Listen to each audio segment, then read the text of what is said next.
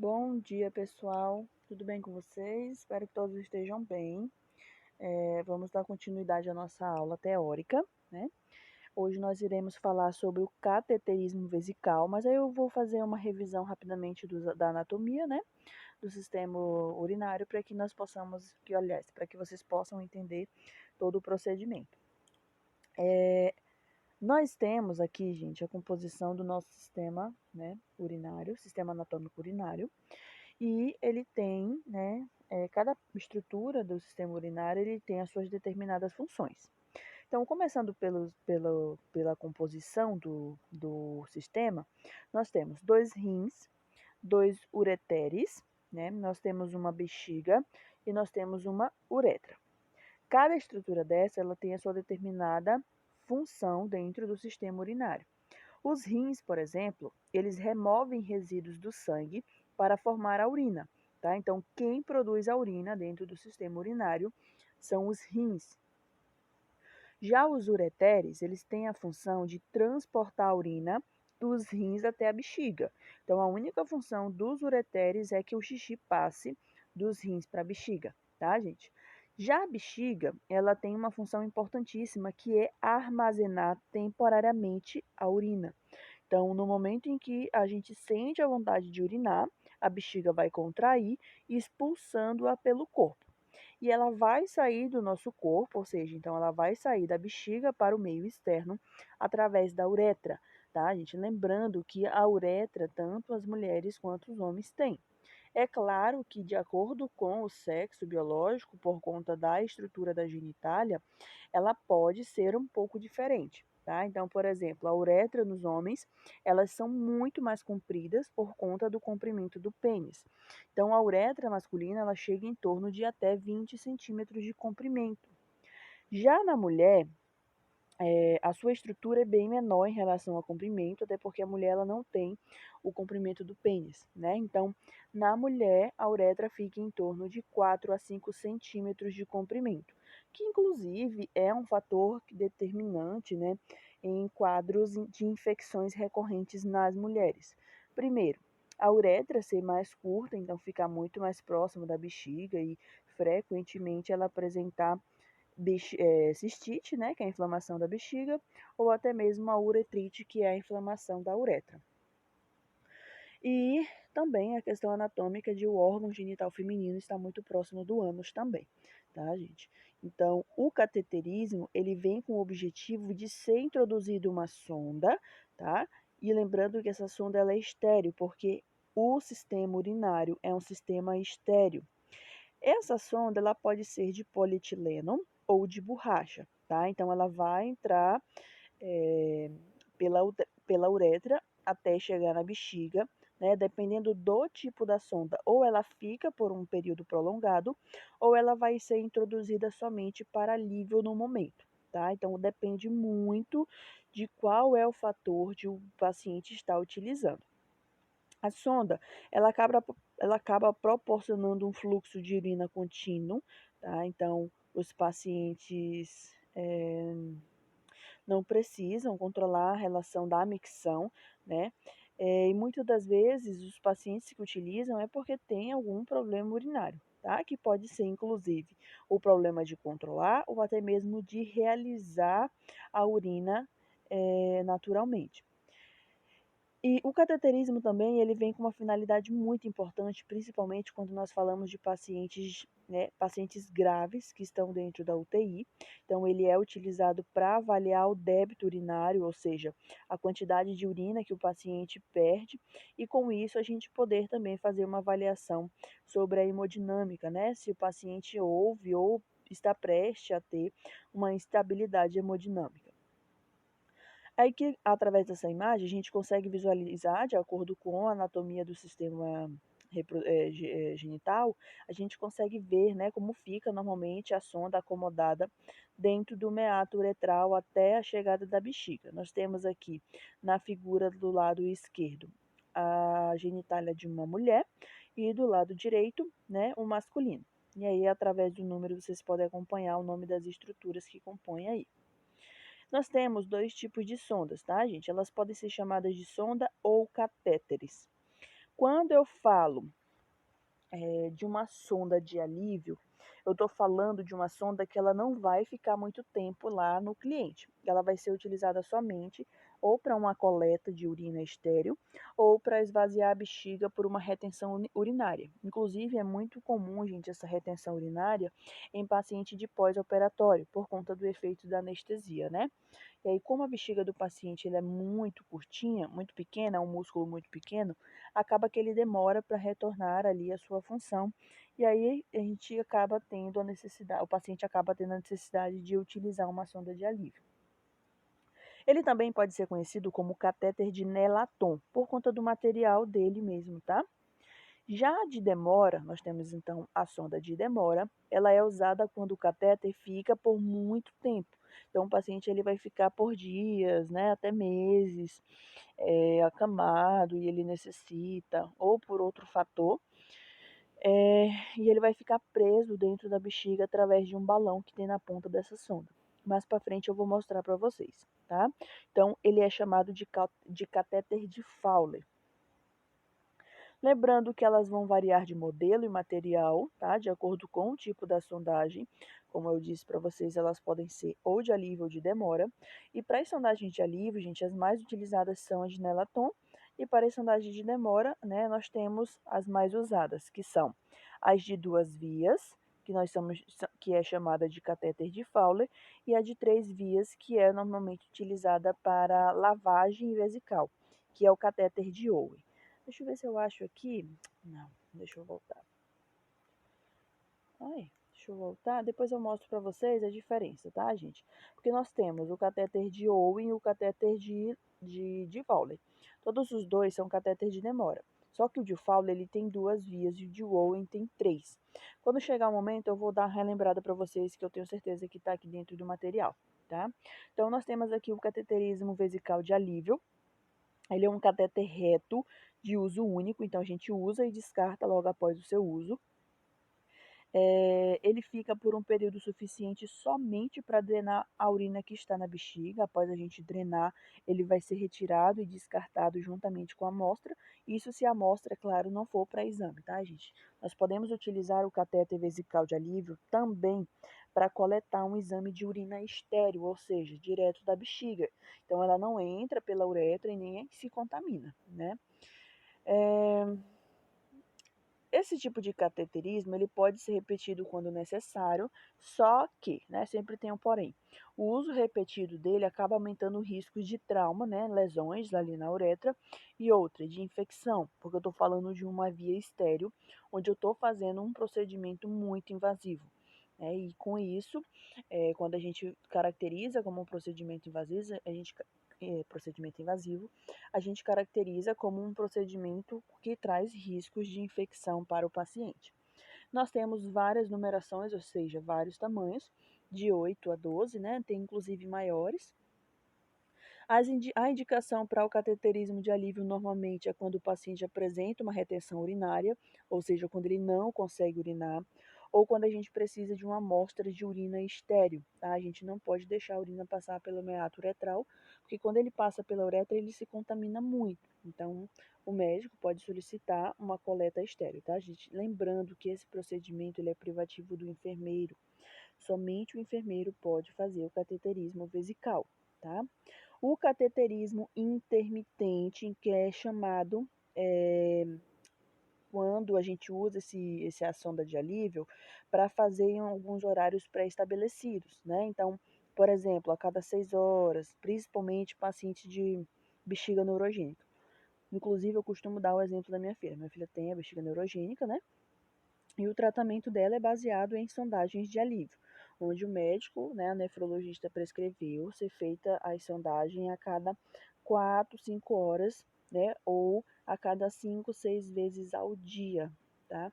Então, isso é um cateterismo intermitente, tá? Professora, por que que não deixa uma sonda de demora? Porque é muito mais incômodo, né, você caminhar com algo pesado, com urina, e aí esse cateterismo intermitente normalmente ele é utilizado para tratamento, né, de um quadro chamado de bexiga neurogênica, que é quando a bexiga não responde, né? E aí, ou a pessoa apresenta incontinência urinária, ou ela apresenta retenção, tá? Então, ou ela não consegue segurar o xixi, acaba se urinando, ou ela apresenta a retenção, então ela não consegue fazer xixi de jeito nenhum, tá? Aqui nós temos um vídeo, deixa eu ver, começar aqui pra gente começar a narrar o vídeo, né? Então, aqui está mostrando um paciente, ele fazendo nele mesmo, tá, gente? Isso é muito comum em pacientes que têm a bexiga neurogênica e já têm a destreza. É claro que os homens é mais fácil para ser realizados em homens, tá? Por conta de o órgão ser externo. Então, acontece de ele fazer a higienização e faz a introdução da sonda, tá? E a sonda vai até a bexiga, onde ele consegue fazer a eliminação do xixi. O próprio paciente, gente, ele consegue fazer, tá? Mas lembrando que é um paciente do sexo masculino aqui, onde ele consegue ver o órgão dele. A mulher já não consegue, tá? Então a mulher não conseguiria fazer sozinha nela, né? Olha lá, ele faz a introdução do catéter, né? Chega na bexiga, no momento que ele chega na bexiga, a urina começa a sair. E isso é um sinal de que ele chegou na bexiga, tá? Olha lá, ele mesmo passou, tá vendo? E aí ele está fazendo o esvaziamento da bexiga através de uma sondagem intermitente. Isso acontece muito em pacientes também que tenham tido lesões na medula, perder a movimentação da parte inferior do corpo, né? E aí, consequentemente, ele também perde a função, né, da bexiga, do reto. Aqui ele está fazendo algumas compressões no abdômen, né, para esvaziar toda a bexiga. Lembrando que pacientes com a bexiga neurogênica, eles não sentem, né? Às vezes eles não sentem nem a vontade de urinar. Eles podem sentir o quê? Uma urgência, né? Então, quando percebe, eles acabam que já está se urinando. Um videozinho bem legal, né, para vocês entenderem aí. Agora, bora passar. Agora não quer passar. Já foi. E agora nós vamos falar sobre o cateterismo vesical de demora, tá, gente? Então, é uma sonda de demora, ou catéter de Fowler, como eu já falei para vocês, que é aquele de 2 vias, permanece no local por um período prolongado, então ele pode passar alguns dias, né? O ideal, inclusive, é que ele fique por menos de um mês, fica ali em torno de 21, 28 dias para ser realizado a troca. Ele possui na sua extremidade um balão, tá, gente? Que esse balão vai ser enchido com água destilada. Não pode ser enchido com soro fisiológico. Por quê, professora? E vocês vão ver muitos profissionais fazendo isso. O soro fisiológico, gente, ele é uma solução cristalóide. E aí acaba que essa solução cristalóide, ela pode formar cristais dentro do balonete e impedir que a gente consiga desinsuflar. E aí já imaginou um balãozinho meio que cheio tentando sair da uretra, né? Pode lesionar, pode machucar. Então a gente tem que encher com água destilada, tá? Vocês podem auxiliar na montagem da bandeja, vocês podem auxiliar no momento da passagem, mas ainda assim é um procedimento privativo do enfermeiro, tá? Do enfermeiro de nível superior. É uma sonda utilizada para retenção, né? Quando o paciente apresenta retenção, ou ele apresenta alguma impossibilidade de movimentação no leito, ou por alguma comorbidade mesmo, tá? O tempo de permanência, normalmente, como eu disse para vocês, as literaturas elas trazem um tempo indeterminado, mas algumas outras literaturas recomendam que a troca fosse feita, né, a cada 21, 28 dias. E algumas literaturas também traz que a troca elas devem ser realizadas quando o dispositivo soltar, então de repente, né, a sonda desconecta e aí a gente teria que passar tudo de novo. É, pode ser também pelo sistema estar sujo, né? E a gente pode fazer a troca, ou paciente apresentar algum incômodo, enfim. Ele também tem vários tamanhos, tá? Normalmente nas mulheres é utilizado o tamanho 14 e o 16. E nos homens o tamanho de 16 a 20, tá? Então nós temos ainda o 18, que é o mediano, que é o que normalmente a gente utiliza tanto em homens quanto mulheres, tá?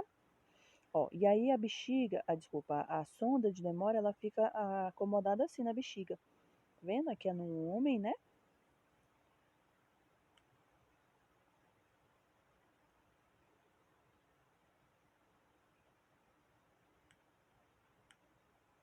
E o cateterismo utilizado na sondagem vesical de Demora, ele possui a sonda de Fowler, como eu já falei para vocês, tá aqui, ó, achei a imagem.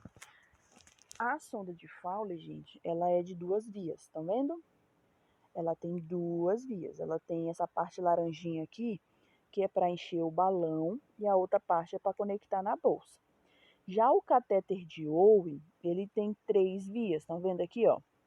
Tem a parte amarelinha, que é para encher o balão, tem uma parte que é para conectar na bolsa coletora de urina, e tem a outra parte que é para fazer uma irrigação, ou seja, lavar, é, administrar medicação.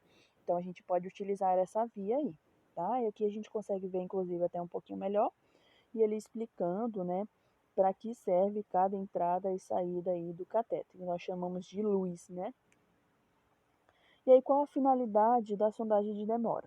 Facilitar a eliminação vesical, facilitar a coleta de amostras estéreis de urina, se for o caso, facilitar a avaliação da quantidade de urina residual, ou seja, a quantidade de urina que o paciente elimina.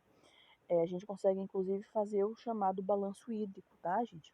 O balanço hídrico nada mais é que a gente vai anotar tudo que o paciente recebeu de infusão, seja por via endovenosa, seja por via oral, e o tanto que ele perder, tá? Seja através da urina, de fezes, vômitos, dreno, tudo vai ser anotado do paciente, para no final a gente fazer um cálculo pequeno que é básico, né?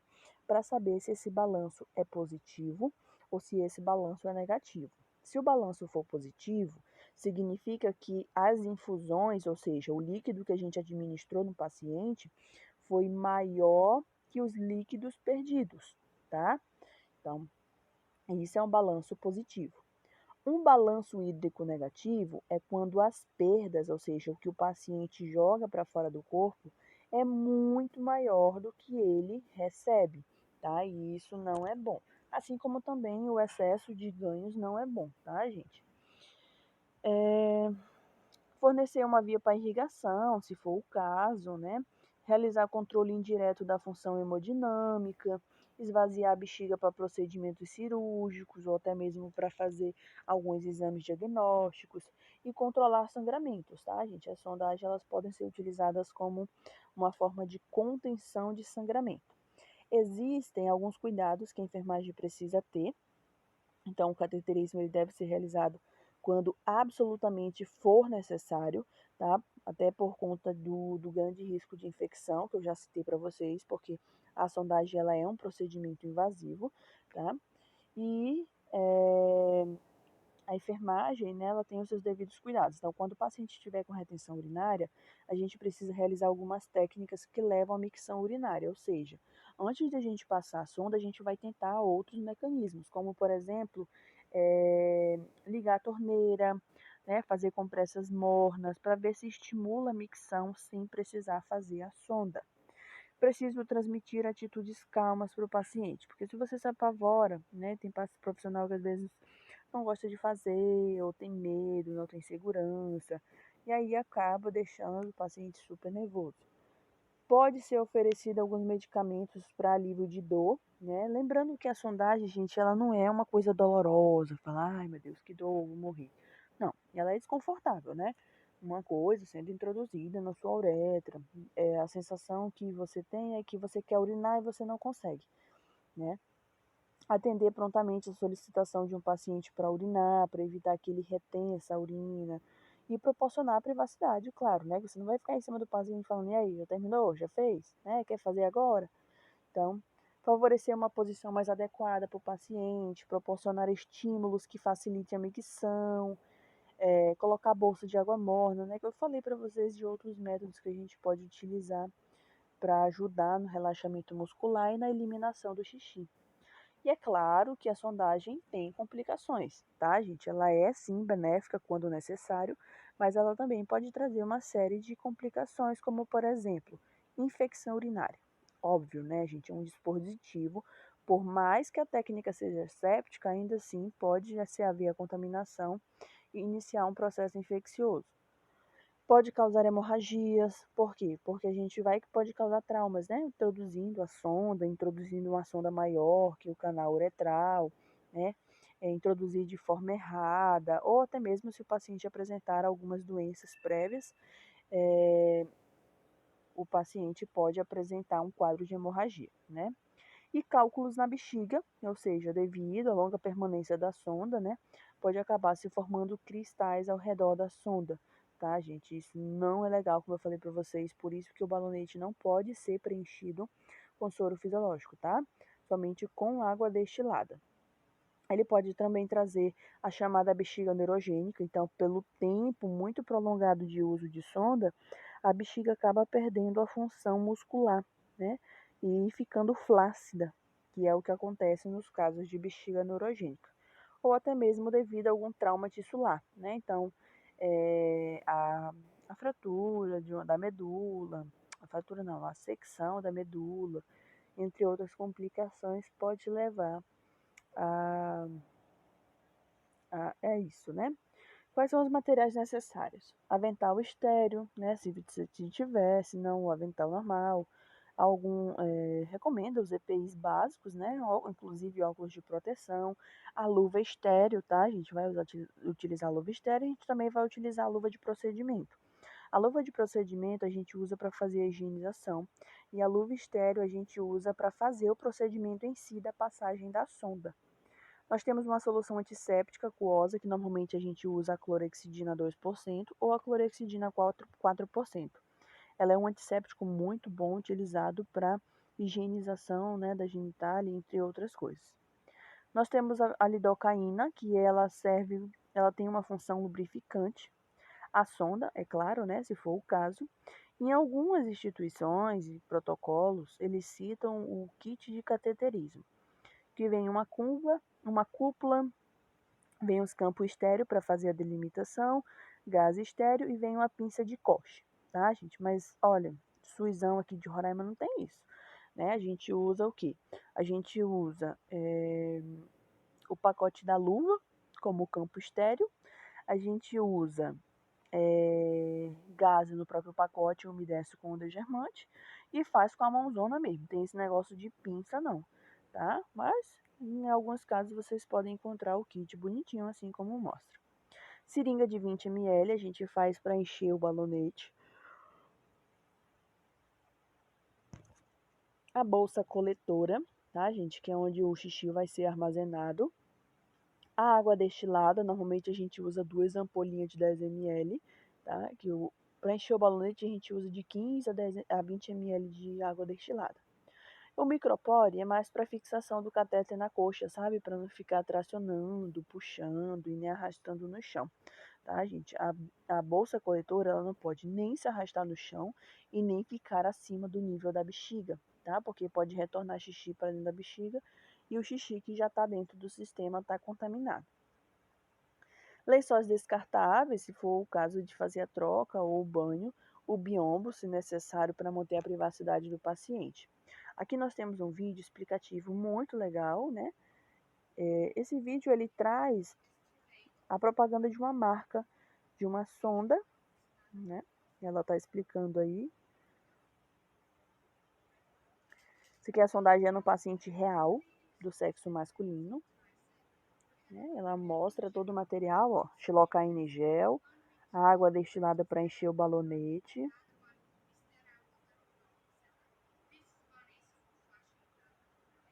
A sonda, né?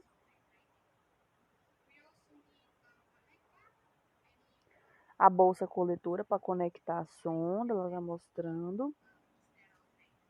Gás e compressa. Aqui, gente, ela está fazendo, testando, aliás, ela está lubrificando, porque esse sonda aí, ela é diferente da nossa, tá? Ela está lubrificando que é para poder tirar esse fio depois, entendeu?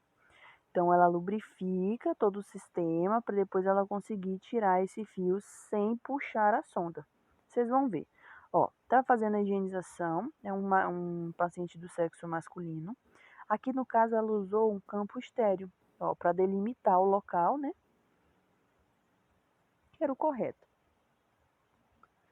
Aí ela vai colocar a lidocaína dentro da uretra, porque no homem ela bota fora um pouquinho e aí joga dentro da uretra, tá, gente? No homem a gente faz assim, na mulher não, na mulher a gente só mela a sonda. Mas como a uretra do homem é muito mais comprida por conta do, do tamanho do pênis, acaba que a gente tem que lubrificar todo o comprimento do pênis também. Então, como eu falei para vocês, essa sonda é diferente da nossa, tá? Essa sonda ela tem um fio guia que é para deixar tipo a sonda mais durinha. A nossa sonda não tem esse fio guia. Ela é somente o material de silicone ou de polietileno, tá? Aqui ela está, no caso, introduzido o primeiro fio. E aí, logo ela introduz a sonda. Agora vai entrar a sonda, tá, gente? Olha lá. Professora, como é que eu vou saber quanto da sonda eu vou introduzir? A partir do momento em que eu tenho um retorno de urina, gente, eu paro de introduzir a sonda. Se vocês veem, ó, começou a pingar, tá? Então significa que chegou na bexiga, tá vindo xixi. Eu empurro mais um pouquinho para dentro, tá? Por que eu empurro mais para dentro? Para mim conseguir encher o balão que tá na ponta. Olha lá, tá saindo xixi, tá vendo? Ela botou a coisinha para parar e agora ela vai encher o balão. Encher o balão, tá vendo? O balão vai ficar preso lá na bexiga. Depois disso, ela vai tirar o fio guia, tá? Como eu disse para vocês, nesse caso aí tem um fio guia. No nosso aqui não existe esse fio guia não, tá, gente? Pronto. Passado, né? Ela traciona para ficar esticadinho. E pronto, tá, gente? Aqui é a propaganda da sonda mostrando, né, a marca e tal. Mas o importante é que vocês entenderam, para entender mais ou menos como que acontece a sondagem vesical, tá? É simples, né? Dá um pouquinho de aflição, de pensa que dói. Quem já utilizou a sonda sabe que é um pouquinho desconfortável realmente, tá? É uma sensação assim de que você quer fazer xixi e não consegue, sabe? Parece que o xixi tá voltando, aí arde. Mas não é uma dor que vai morrer, não. Também não é desse jeito. Agora para sair daqui, né? Bora ver aqui.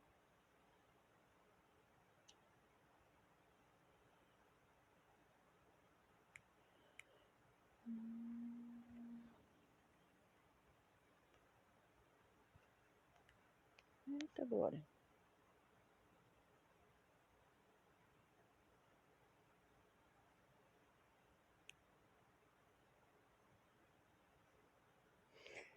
E aí o procedimento, né? Vocês viram o vídeo, mas assim, a gente coloca também detalhado para entender. Então a gente chega ao paciente, explica o procedimento, né? Se o paciente tiver lúcido, a gente explica para ele. Se ele não tiver, ou se ele ainda assim tiver e tiver um acompanhante, a gente explica para os dois. Se o paciente não quiser fazer, a gente não vai obrigar, a gente simplesmente vai retornar e vai anotar no prontuário dele que ele não quis, que ele se recusou a receber o procedimento. Faço a higienização das mãos e eu vou reunir todo o material que eu preciso para mim não estar indo e voltando, tá? Ó, aqui eu faço a preparação do paciente, tá? Vou manter a privacidade, porque tá dentro do protocolo. Vou calçar a luva de procedimento e eu vou fazer a higienização na região íntima. Eu preciso primeiro colocar o paciente na posição, tá? Os homens, ele fica na posição dorsal, normal, porque o órgão dele é externo. Já a mulher, ela fica numa posição ginecológica, que é para a gente conseguir visualizar os pequenos lábios e o meato uretral, tá? Depois que eu posiciono, eu vou abrir o pacote e vou começar a montar a mesa. É claro que se eu estiver sozinha, eu vou montar todo o meu material antes, né, de eu calçar a luva estéreo, tá, gente? Mas se eu tiver alguém para me ajudar, ótimo, essa pessoa vai me ajudar. Vai abrir os materiais, vai colocar um antisséptico na cuba, né? Vai deixar a seringuinha com a lidocaína se for homem. Se for mulher, a gente coloca na gase estéreo e a gente mela a ponta da sonda, tá? Para fazer a introdução. Calço a luva de procedimento, faço a limpeza do períneo, tá? for o caso, a gente coloca o campo fenestrado, calça a luva estéreo e a gente vai, antes de introduzir a sonda, o ideal é que a gente teste o balonete, ou seja, a gente enche o balão para saber se ele está funcionando, se ele não está rasgado, se ele não está furado, se ele não está colabado, tá? E aí eu vou conectar a bolsa. Depois que eu conectar a bolsa, eu vou introduzir a sonda, tá vendo? E quando eu tiver retorno de urina, eu sei que chegou na bexiga, então eu vou parar de introduzir e vou encher o balonete com a seringa com água destilada, tá? Inflo o balonete, ó, de 10 a 20, né? Traciono a sonda, ou seja, eu puxo um pouquinho para posicionar ela e testar a segurança. E retiro o campo estéreo. Aí eu posso fixar a sonda de demora na coxa, tá? E próximo ali ao leito do paciente. Lembrando que o paciente do sexo masculino, gente, tem que tomar cuidado em relação ao prepúcio, tá? O prepúcio ele não pode ficar tracionado dessa forma aqui, ó, porque ele fica exposto, né? E aí ele pode ter processos infecciosos. O prepúcio ele tem que ficar tracionadinho assim, que é para ele proteger a glande e evitar que o paciente contraia alguma infecção. Mantenho o setor todo em ordem, organizado, descarto o material usado e aí depois eu vou registrar o procedimento no prontuário do paciente, tá? O procedimento é simples, tá, gente? Apesar de ele ser um procedimento que deve ser feito com muita cautela, né? Se realmente o paciente necessitar, mas relativamente simples, tá? Qualquer dúvida estou à disposição e por hoje é só. Mais tarde nós temos um exercício, tá?